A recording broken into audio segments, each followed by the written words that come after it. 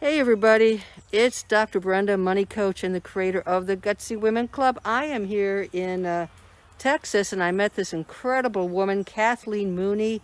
She's got an organic farm, the EIEIO farm, and I thought it would be a delightful treat to introduce you and do our walk and talk with Kathleen today. So Kathleen, thank you so much for accommodating me. It's so glad that you're here. Can you tell us a little bit about yourself? We can walk a bit and...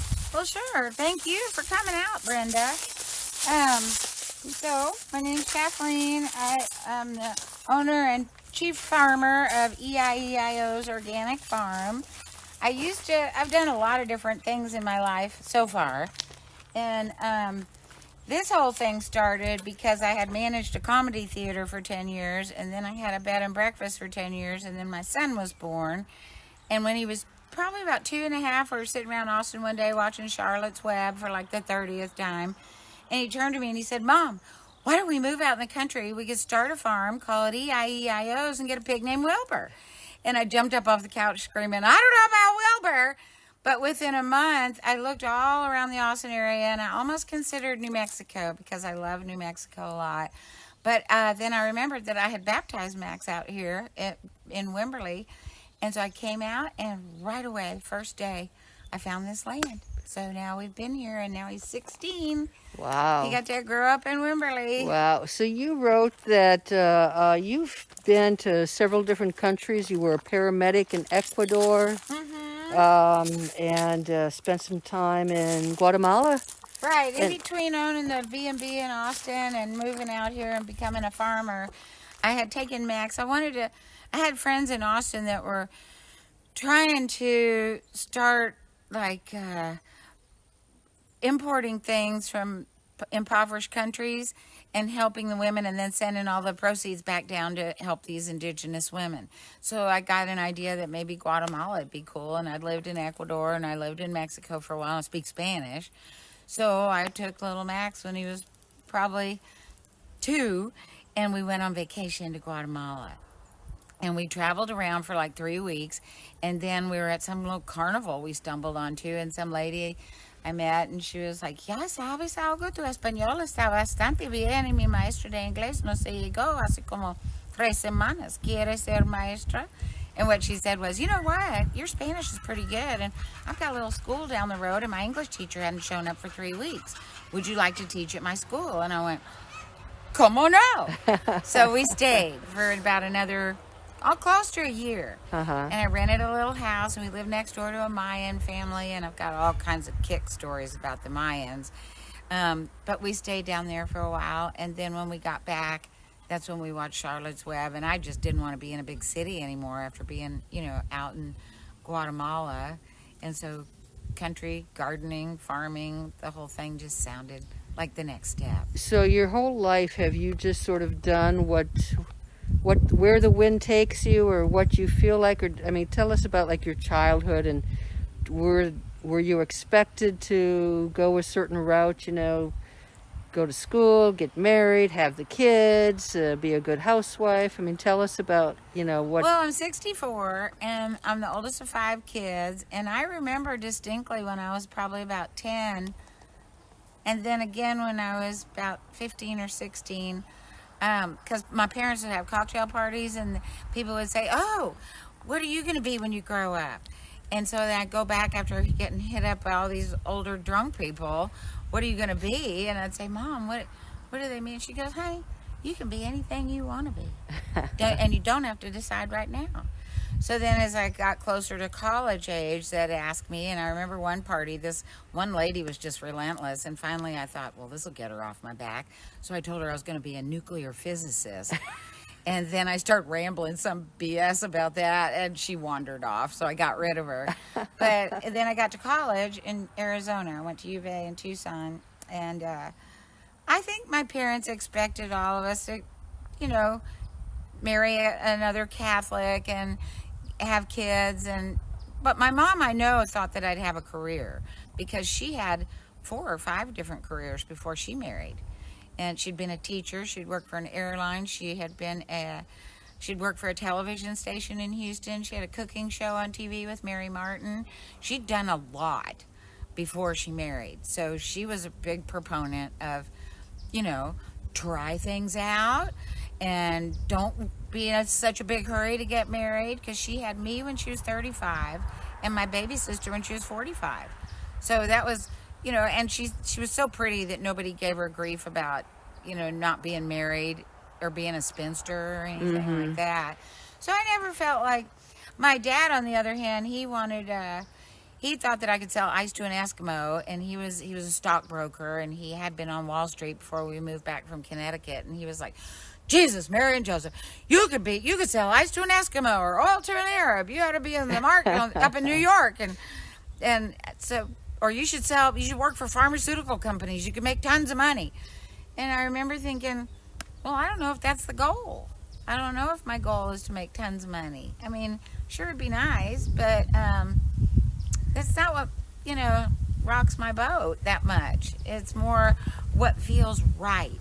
And so what I do, like with the farm, I was at a crossroads. I wasn't sure what I wanted to do. And then Max came up with that. And I thought, I'll look around, see if I can afford anything, and see if that's something I should proceed with. And other careers I've had, it's been the same thing. I'd take baby steps and leave the results up to God. And as kooky as it sounded, like, you're going to do what? I had a lot of people say that to me over the years. But now most people that know me are like, well, if anybody can pull it off, it's you. And I stay put. Any new job I start, I usually stay put for about 10 years. Okay. And learn it start to finish, and then I want another learning curve. So like you, so you got your, like, is it a degree in business administration or something of that? No, I got my degree in community health with a minor in Spanish. Okay. And then how did you get into managing a comedy theater? Well, it was sort of one of those serendipity things. I had worked in the medical field at different health clinics in Austin, and just didn't feel right. It wasn't where I was supposed to be, and so I quit. And I was just looked in the paper one day, and there was some guy that had an office building in downtown Austin that was selling tickets to the ballet, to Zachary Scott, to all the arts. And I thought, well, I'll see if I can go. My dad said I could sell ice to an Eskimo. Maybe I'd be good selling people on the phone. And I love the arts and theater. So I started working for him. And I was out selling most of the people in that phone bank. And then this comedy theater came along and said, would you sell tickets for us? And I said to him, hey, I want to sell for Esther's Follies. I love that place. And he said, you're doing too good on Zachary Scott. I'm keeping you there. And I was like, well. And then I kept bugging him, and then finally he let me sell for Esther's, and I did really well for about a week. And then Esther's came and asked me if I wanted to go for a cup of coffee with the owner, and I went and met with him, and he said, you want to just come work for us? And I was like, sure, yeah, that'd be great. So, and then I stayed for 10 years working there. So you're kind of driven by passion and what you're feeling at the time, rather than maybe practicality. Yeah, nothing has seemed very practical, but I always make it work. You know, I did really well at the theater. I made good money, and I'm making pretty decent money doing this too. So you want to show us around a little bit? And this is, what I really want to say though is I get wild hair ideas all the time, but what I do is for the past 10 years, whenever I get a wild idea, I'll go out to the field and I'll start working my hands in the dirt. And I get that dirt up underneath my fingernails. I never wear gloves. And it's been scientifically proven that there's tiny microorganisms in the soil. And if you get them up underneath your fingernails, your body absorbs them, and it helps your body create more serotonin. Which, who doesn't want more serotonin, right? So if I get a wild hair idea, I'll go out to the field and start thinking about the idea. And if I don't get the goosebumps, I'll say, okay, God, this must not be from you. And I'll send the idea up like it's a big bottle rocket. And I'll imagine it exploding in the sky. And then it comes back down. Well, I'm old enough to realize that I used to have cyclical thinking. So the thought would come back. And I'd send it up again. And by the third send up, I could clear my mind, have nothing in it, which is kind of a scary place to be, but maybe I'm there more often than I think. But anyway, I clear my mind, and then I get little divine appointments. I get ideas from, on what my next thing is I'm supposed to do. Well, the farming, I mean, a lot of people are into gardening. I mean, it's very therapeutic. It is. It almost, I think, feels like meditational. I mean, that's the way you're describing my kind of meditation.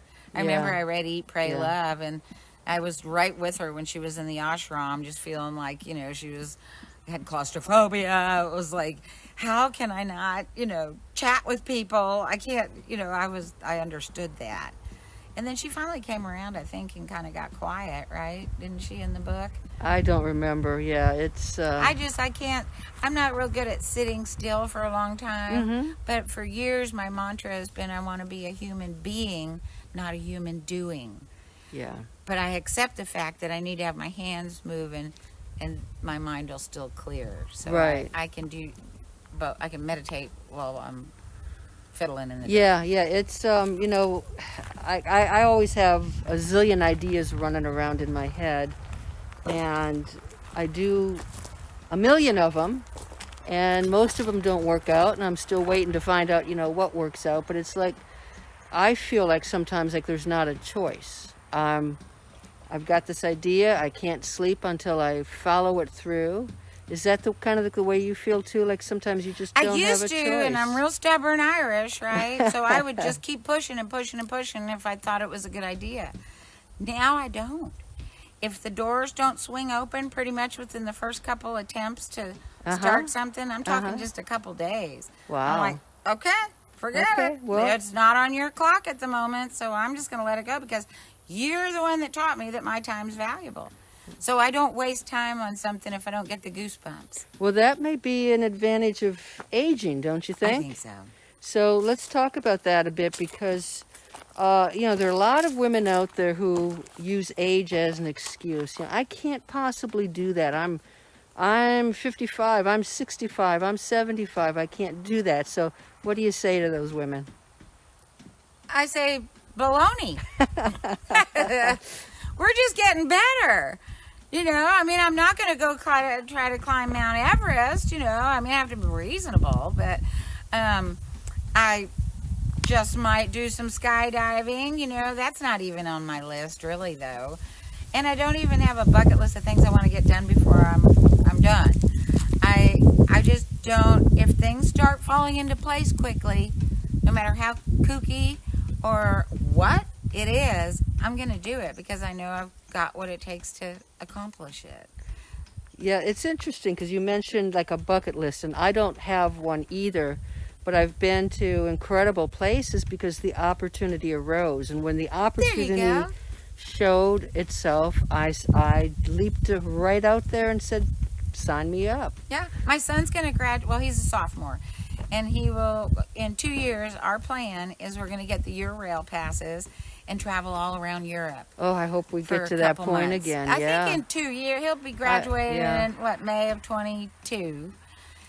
So, but that's our plan. We're going to travel, and I've done it once with my brother years ago, so I'm familiar. I've been to a lot of the different countries, and I think that my dad kept getting promotions or changing jobs a lot. People thought we were military, but we weren't military. He just would get a promotion and would move.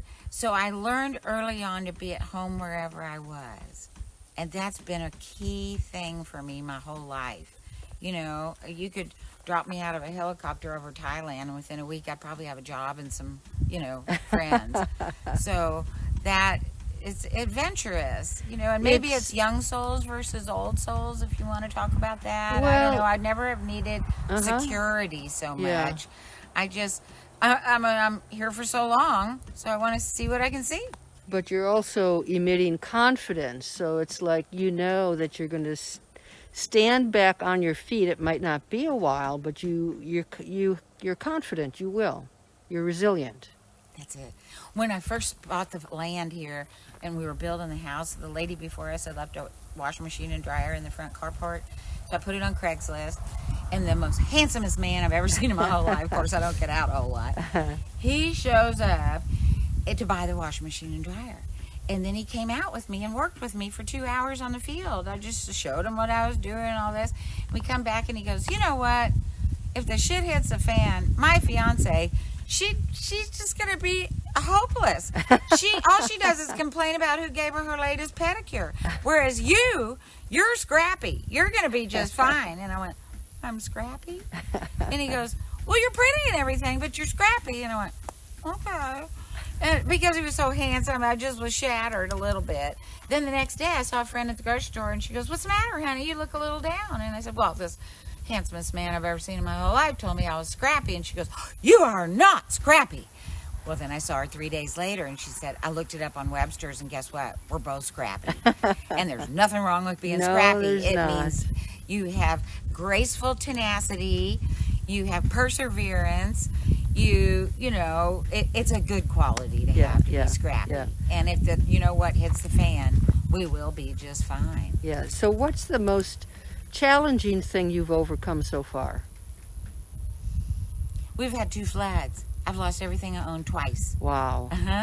Yeah, all my 100,000 bees drowned, all my 100 chickens drowned, most of our belongings, the fence went down, all the topsoil went away, but the village of Wimberly all came together and threw a huge benefit for us and just wrapped us with love, and we were looks like we're going to have to interrupt. You've got some company. I have guests coming in for the cabin. We'll interrupt. Okay, so we are back. A couple of interruptions later, and we left off talking about the most challenging thing that had happened to you, and you began to tell us about not one flood, but 2 floods. Yeah. So the first flood, I remember the dog woke us up. It was about 1:30 in the morning, and the water was coming in the house, and I looked out the window, and it was swallowing the house, and I was like, oh, for Christ's sake, let's grab our belongings and get upstairs. Luckily, we had an upstairs. So I got my little son, Max, and he grabbed his, I think he had a Wii, it wasn't his Xbox, he didn't have an Xbox yet, but he had some kind of box. And then I went in my closet, and I thought, I don't have any valuables, and I started laughing, and then I just grabbed this little jewelry box and thought, well, that's bound to have something in it, maybe a passport, or maybe my grandmother's earrings, or something. I mean, I didn't have very much. And I remember laughing, and then I said, don't worry, and Max was scared, and as we were walking up the stairs, I said, don't you worry, Max, God's got our back. I know he does. We're going to be okay. And so I got the dog and my son upstairs, and then I thought, oh, for Christ's sake, I don't want us to get electrocuted. I mean, I'd never been through a flood like that before. So I went downstairs, sloshing around, trying to unplug lamps. And then I go to the back door, the laundry room door, and the top part of the door is all glass, little panes, and you could not see air. It was water just beating down the back of the house. And I was like, oh, for Christ's sake. There was water coming in all 4 sides of the door, and I went, I'm not checking out this way. So I started throwing feed bags and towels and everything I could to plug it up. And I got it pretty much plugged up. And then I turned around and I come down the hallway. And in the front door, I look outside, and my car's doing a 360 in the driveway and banging up against these trees, and all the bells and whistles start going off in the car. And I was like, oh, shit, this is bad. This is really bad. So I went to the sink, the kitchen sink. That's where I usually pray if I'm not out on the field. And I just went, I know it's kind of wimpy, God. You've given me all this time to get really matcha, but I'm scared. And I heard a big booming voice as water was coming up my legs say, oh, it's not so wimpy this time, honey. This is pretty bad, but don't you worry. You need to get out of your head and into your heart, because you're not going to believe the beauty I'm going to bring out of this devastation. And I just started crying and laughing all at the same time. And I said, okay, I'm going to float on, go help people that don't have a second floor. I'm going to go upstairs and be with my dog and my son. But by daylight, at least 50 people had shown up here. And they all helped us lift the fence up around the field. They helped us, all these musicians in town threw a big benefit for us. All these people that I didn't even know that they knew we were here. I mean, I've been doing farmers markets, but I guess people saw the sign out in front, and people were embracing farmers at the time, or they still are. People, such a huge organic movement. But we just were lifted by all the love and support and everything. So then we get everything back up and running, which was a lot of work, but I was out there on the field, every day trying to get everything and doing markets. And thank God I had the condiments by then, because I could make those and sell those. And people donated chickens, so then I was back up with chickens. So I had eggs to sell. And then Memorial Day came, and there was a huge flood in Wimberly, and people died. I mean, houses were floating down the Blanco River. It got international news. It was horrible. And we went out and started bringing food to everybody, because so many people had helped us. Wimberly is like the best of the Who's in Whoville. I swear to God, this little village, when there's a natural disaster, there were 2-year-olds and 92-year-olds out helping and bringing food to people. And so then that was Memorial Day of 2015, and then the exact same day, 10/30/13 was the first flood. 10/30/15 we had our second flood. And that was the one where my son was a little bit older, and he was like, I'm kind of mad about this. And I was like, we'll get through it.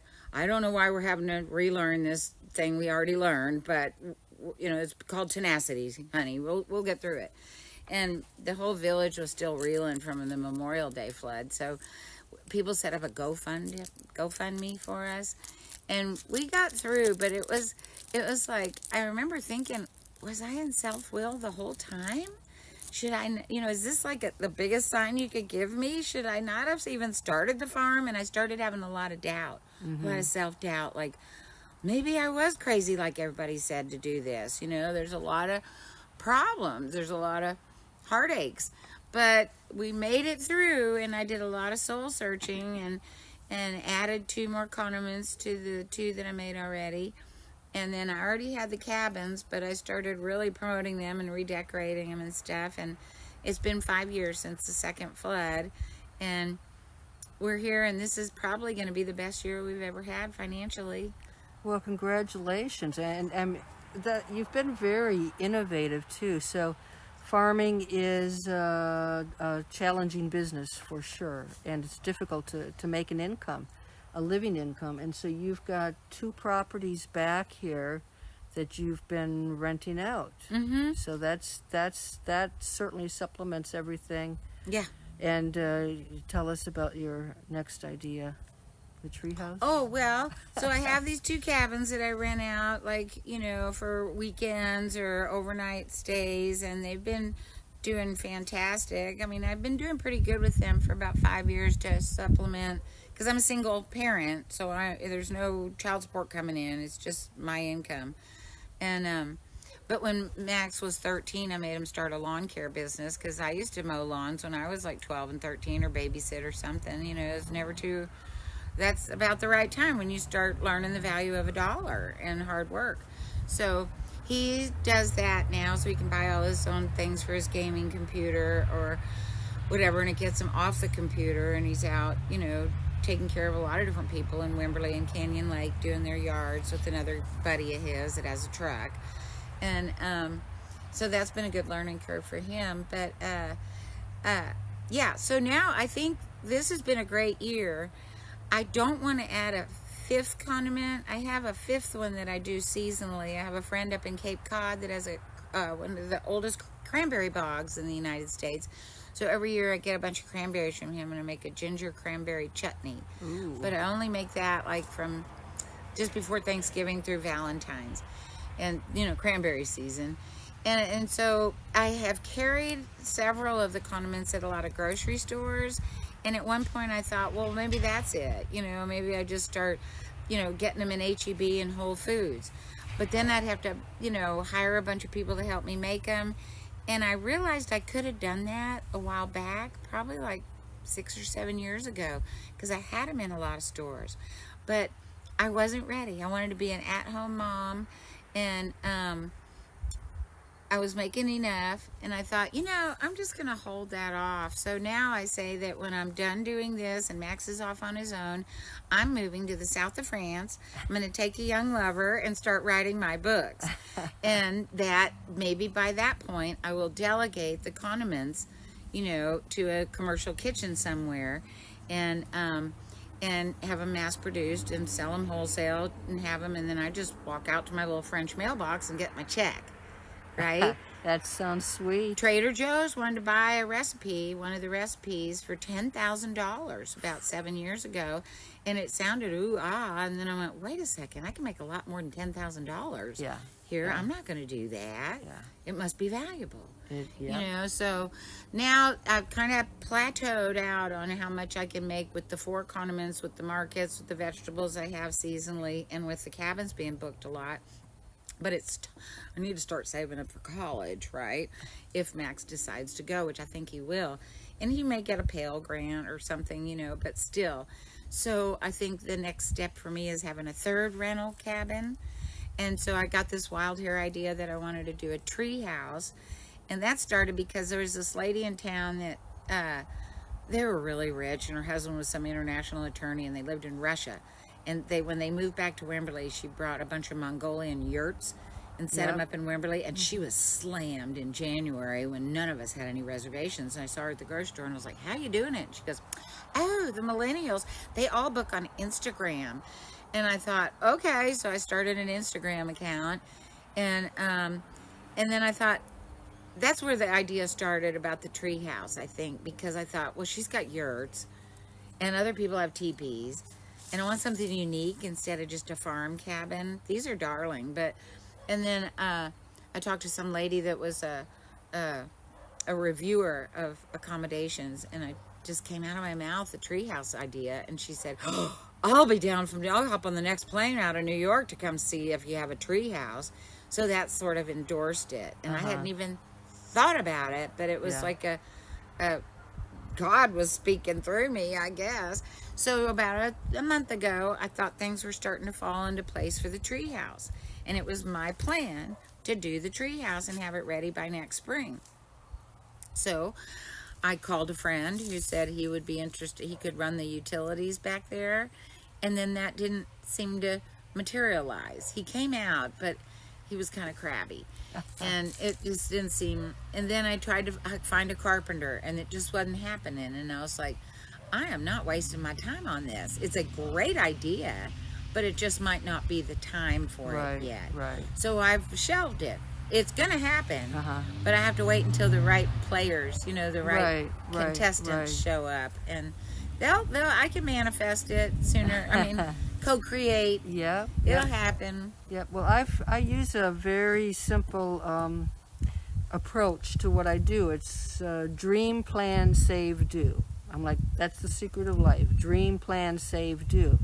And, you know, I want to like emphasize that you know, some of these dreams come out of nowhere. And as you mentioned, you know, some are tossed back into the air. But it's not like you jump from dream to do. You do a lot of planning and thinking about the finances before you actually do it.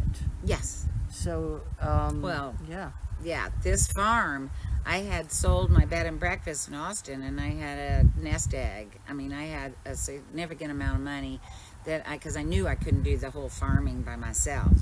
Well, we get in November of 2008, and there was a huge stock market crash in 2009, January of 2009, and some people had warned me about it, but I thought, well, I had a lady with Edward Jones had talked me into, you know, borrowing to build the house, you know, and she wanted me to borrow for everything, and I said, no, I'm not doing that. I'm going to pay for the land, but I guess I can earn you a lot more with the stock market. So I borrowed for the house, and then I lost the nest egg in the stock market crash. And she was like, well, sorry, but I only charged you a $2,000 commission. And I'm like, and so then I remember just going, well, okay, God, I thought I'd done that curve. I mean, I've been a starter-upper plenty of times. I know how to do that. I'm pretty, you know, scrappy, and I can make this work again. But I thought I'd already been through that. But, oh, well, here we go again. So I put together a website, and I submitted it to this group in the UK that I'd heard about. It's called the WOOF Organization. It's WWOOF, Worldwide Opportunities on Organic Farms. Oh. And so I just, by myself, you know, for free, put together a website because we were just 2 months in, and submitted it. And the next 2 years, little Max and I hosted 88 kids from all over the world. They'd come, and all I had to do was give them a place to sleep and 3 meals a day. So I would have up to 7 kids at a time. They were from Peru, Sweden, Canada, Mississippi. They were from all over the place. So it was like having a little youth Wow. hostel. But there was crops all over the field. And it was a fantastic experience, you know, because it was like little Max and I had a family, even though there was some dysfunction going on, you know, and there were times that I was like, oh, now I really lost my mind. But we're still friends with some of them, and it was a fantastic little journey. We wrapped it up after 2 years, and I decided we had some real bad shenanigans with one guy, and I was like, that's it, I'm kind of done. Yeah. But for the most part, 99% of them were great. So here I had no money, but I put together a website, found out that there was this organization where kids go volunteer on farms, and boom, I was back at it. Well, what's fascinating about these days that we live in is that so many people have lost their jobs, and jobs that they thought were secure and they didn't have to worry about. And I feel like we are becoming more divided between the folks who they just can't get out of that box that they were in. You know, they're unemployed. They're like, oh, it's the end of the world, versus the people like, I'm wearing somebody's mask. Okay, I bought this at the farmer's market, and you're seeing women and people innovate and start making masks and selling masks on Etsy. You're seeing people start businesses out of their home. And so it's been this time period, you know, I mean, it's been painful for many, many people, but I wonder, you know, like, is it an opportunity for some people? Of course it is. That's my old saying. I kind of coined it a while back. It's when the shit hits the fan, just change fans. Switch fans, right? Yeah. And so you just have to you have to reinvent yourself. And there's ways to do it with hardly any money at all. So draw me a picture of where you are in 5 to 10 years. I mean, draw us your dream life. What does that look like? Well, I said France, but I speak Spanish, and I've lived in a lot of different places. But I think I'll probably, in about 5 to 10 years, be living somewhere on the beach in Uruguay. I'll have a handsome young lover named Umberto or something, and he and I will I'll be writing books, and hopefully walking out to my Uruguayan mailbox and collecting checks for condiment sales in the United States. That is, I love that vision. What kind of books would you like to write? Well, my mother had been an English teacher in one of her careers, and she kept a journal the whole time she was raising all 5 of us. But just before she got it to the publishers, she got stomach cancer, and we lost her in 9 months. And she kept asking me to help her make it funnier. And I was in the middle of a divorce, and, you know, I was kind of in a career job that I couldn't stand. I mean, the pantyhose were confining enough. And then to be in 4 walls, I was just like, ugh! It's just never been what floats my boat. And so I didn't help her make it funnier. So I want to get her book published posthumously first, and her title is No Pause for Menopause. And she used to say that all the time. She was like, honey, I was full-blown menopause when your baby sister came along. I was too busy changing her diapers. I couldn't worry about hot sweats. So I want to get that book, because it ended up being my life. You know, my son was, when I was 46, was born. So, you know, I was coming into menopause, and I didn't have time to think about it really. Yeah. So I want to get that. And then, I don't know, probably just adventures and how to not let other people define you. Like when I had the B&B, people would come in and go, oh my gosh, you must have had so much fun picking just the right antique for just the perfect corner. And I was like, are you crazy? You gotta be nuts. This is so much work, and it's not, it may seem glorified, but I am cleaning toilets and cracking eggs all morning long. You are going to later on be having fun between your sheets with your partner tonight. I will be cleaning sheets with my lover, the washing machine, back in the back of the house. So I was going to write a book called Between the Sheets, Life at a Bed and Breakfast. And then now maybe a book that I'd write about farming and all the calamities and successes. and just how to roll with stuff, and how to just, you know, make things, how to laugh at myself, how to for everybody, just take it, you know, just go a little easier on yourself, and don't feel like you need to be in a box. Yeah. Are there any words of advice? We're going to wrap it up, but I'd like to get your words of advice for women who are just, maybe they've gotten up to a point, but they're afraid to actually take that step. I mean, how do you get the courage to actually take that step to get your plane ticket or buy the farm or whatever it is? That's a good question. I'm trying to put myself in the shoes of somebody else.